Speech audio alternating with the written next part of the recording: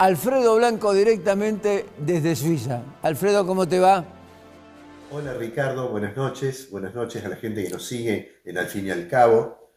Contento de estar en el programa, aunque sea a la distancia, para dejar algún comentario sobre lo que ha ocurrido en una semana que, tal como vos señalaste, tiene muchas novedades en lo político, en lo económico, etc.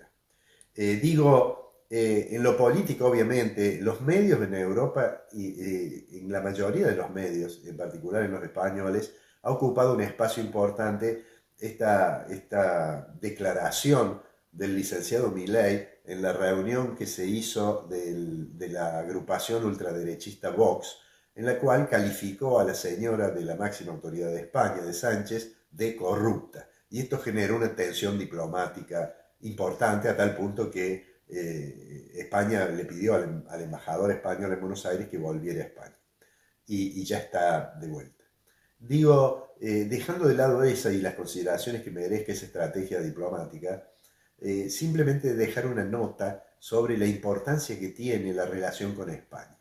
¿Por qué? Bueno, habría dos formas de medirla. Uno es el comercio internacional. España es uno de los clientes importantes, quizá el más importante dentro de la Unión Europea, de nuestras exportaciones. Pero además, España es la segunda economía en inversiones extranjeras en la Argentina. La primera son los Estados Unidos, el máximo inversor extranjero en Argentina, y la segunda es España. De manera tal que habrá que ver cómo evoluciona esta relación. En realidad el presidente tuvo una reunión con empresarios muy importantes, pero esos mismos empresarios 48 horas después hicieron pública su disconformidad con las calificaciones que había usado el licenciado Milei en su intervención en la reunión de Vox. Pero digamos que forma parte aparentemente de la estrategia habitual, no vamos a entrar a discutir eso, pero lo que sí da la impresión que no se toma en cuenta desde la Cancillería la importancia que tienen las relaciones económicas para las relaciones diplomáticas. La segunda cuestión política, que tampoco vamos a abordar demasiado, es que ya es sabido que aquel acuerdo del 25 de mayo, aquel decálogo de intenciones que el presidente intentaba suscribir con la mayor cantidad de gobernadores posible, finalmente no se va a hacer. El argumento del gobierno es no podemos hacer eso si no está aprobada la ley bases. La ley bases está en discusión, existen muchos elementos para pensar que a lo mejor vuelve a diputados, pero lo concreto es que desde el gobierno, aunque se busque disimular, sin lugar a dudas, no ha logrado esta meta que tenía de plantear ese acuerdo con los gobernadores. El presidente ha dicho ayer en una entrevista, ha dicho, bueno, en realidad puede ser otra fecha, puede ser el 9 de julio, puede ser el 20 de junio, y en el mismo sentido ha declarado que el ministro, yo diría, más importante para las relaciones políticas con la oposición, que es el ministro Francos. Pero lo concreto es que ese acuerdo no está, de manera tal que aquella intención que tenía, insisto, aunque se le baje ahora la importancia a no realizar esa reunión, sin lugar a dudas es un fracaso para el gobierno. Pero vamos a lo concreto, a lo económico. Mira, Ricardo, esta semana el INDEC va a dar a conocer el estimador mensual de la actividad económica, el EMAE. Nosotros hemos hablado mucho de ese indicador en muchas oportunidades, porque ese indicador anticipa lo que pasa con el Producto Interno Bruto. Cuando ese indicador muestra caídas, después, cuando se publican datos del Producto Interno Bruto, sigue un comportamiento similar. Es un buen indicador para anticipar ese comportamiento. ¿Y por qué en esta semana es importante? Porque está claro que las señales de caída del nivel de actividad, de contracción económica, son muy fuertes. Casi todos los indicadores muestran números en rojo. Fíjate que el EMAE, desde que asumió el licenciado Milei la presidencia, el EMAE en diciembre cayó en la variación interanual de diciembre 4,5%. Fue una caída 4,5%, es decir, una variación de menos 4,5%.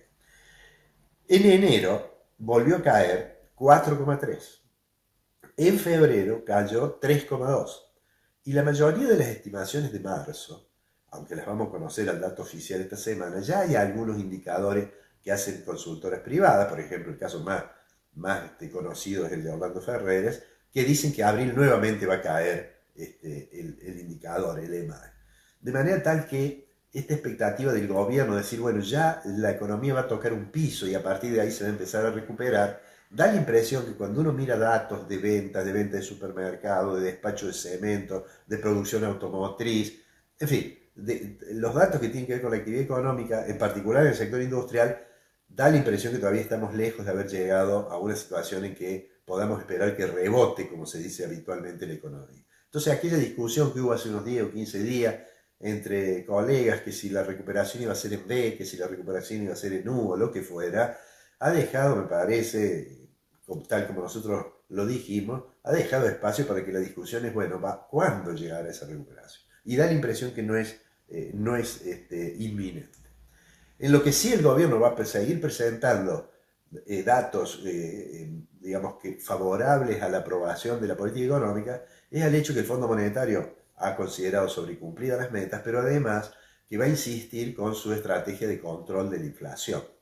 Digamos que la estrategia de control de la inflación del gobierno básicamente tiene que ver con el esfuerzo por controlar la cantidad de dinero de la economía. En los últimos días, en realidad ese esfuerzo, ¿qué significa? Significa que la cantidad de dinero de la economía crezca menos que los precios y entonces, en términos reales, haya menos dinero. Esta es la apuesta del gobierno para que se morigere el aumento en los precios. Pero bueno, siempre hay elementos que contribuyen a la expansión de la cantidad de dinero. El Banco Central ha venido recuperando reservas, es decir, ha venido comprando dólares. Cuando el Banco Central compra dólares, en realidad introduce dinero. Y eso es lo que explica que si uno considera la base monetaria, en realidad se le está haciendo complicado mantenerla constante en términos reales o reducir la cantidad de dinero. Por otra parte, está haciendo un esfuerzo el gobierno para que otro factor de expansión, que es cuando tiene que pagar los pasivos remunerados, aquello que en una época eran la ELIC, que después pasaron a ser los pases. Bueno, lo que hace el Banco Central es tratar de licuar esos pasivos y la forma de hacerlo es bajar la tasa de la política monetaria.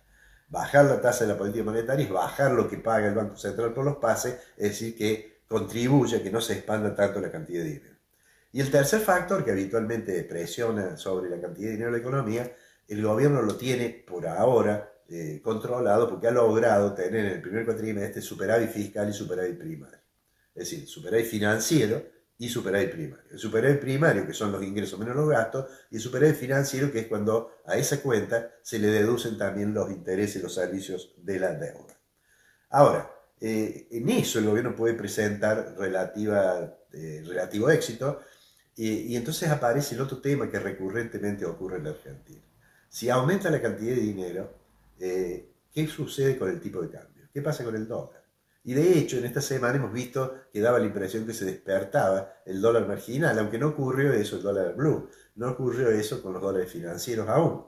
Pero lo que está claro es que ese comportamiento del dólar es algo que tiene que tener muy presente el gobierno, porque la estrategia de anclar el dólar, es decir, la estrategia de tener el ancla nominal en el dinero y tener el dólar casi, diríamos, sin variaciones, es decir, esta estrategia de evaluar 2% por mes el dólar oficial, esa estrategia que se llama de crawling peg, el tema es hasta cuándo se puede aguantar sin que aparezca claramente el atraso cambiario. Eso lo veremos seguramente en las próximas semanas. Pero si uno tuviera que decir, bueno, ¿qué es lo que hoy, con los datos que hoy tenemos, podemos ver hacia adelante? Y cierro con esto, que la tasa de inflación es probable que se siga reduciendo, aunque va a tener en algún momento un piso, y que es altamente probable que el nivel de actividad no se recupere en estos meses próximos. Lo cual plantea un gran interrogante otra vez sobre cómo el gobierno va a lograr construir consensos y volumen político para que los agentes económicos soporten una situación que es claramente muy dura y que en algún momento estas caídas en el nivel de actividad van a terminar impactando en el mercado de trabajo y en los niveles de desempleo abierto o en los niveles de desempleo en los sectores informales. Bueno, eso lo veremos hacia adelante. Por ahora yo diría no hay elementos para pensar que la recuperación está a la vuelta de la esquina.